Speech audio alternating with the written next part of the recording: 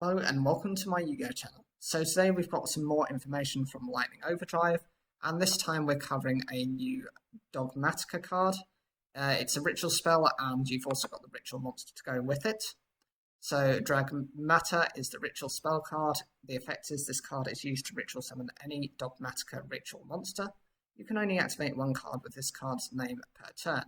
Ritual summon one Dogmatika monster from your hand by either attributing monsters you control or have in your hand whose total levels exactly equal the monster you ritual summon, or by sending one monster with the same level as the monster you ritual summon from your extra deck to the graveyard.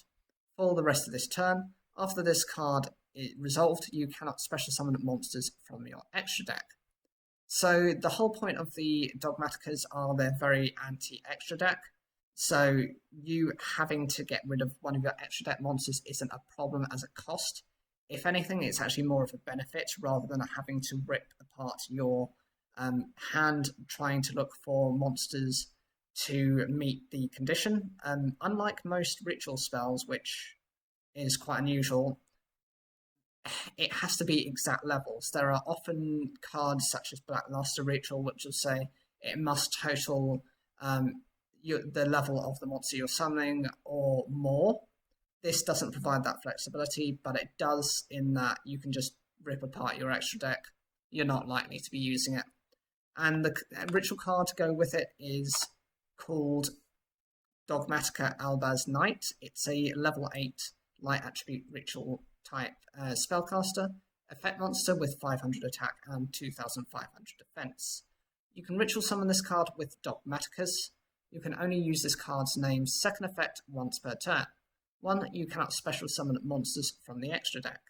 2. If an opponent's card or effect is activated, you can send one monster from your extra deck to the graveyard and look at your opponent's extra deck.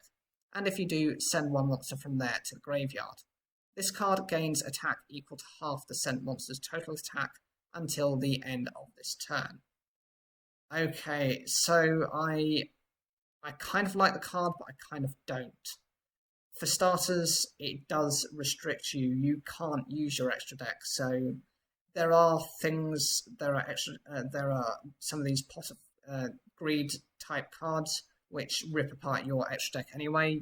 You can feel free to use those, considering that you're not going to be using the extra deck with this card on the field anyway. The other thing is you're then able to look in your opponent's extra deck, so you can get some information about that and how their playstyle and what they're planning to do. That information is quite good, but many of the extra deck monsters nowadays are quite generic unless they're specifically playing some type of archetype, such as, I don't know, Cyber Dragons. And then, of course, that punishes them by ripping apart their extra deck.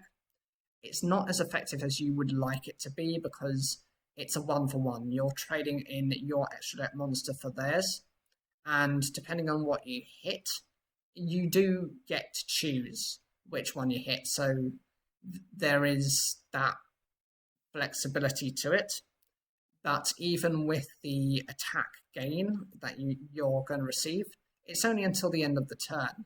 So unless your opponent has a very powerful monster, it's not likely that this card is going to become more than its defense. It's probably going to end up about 2,000 attack points if you're getting rid of something with 3,000 attack. I would have preferred if it had the ability to keep those attack points, but maybe that might have made it a bit too broken.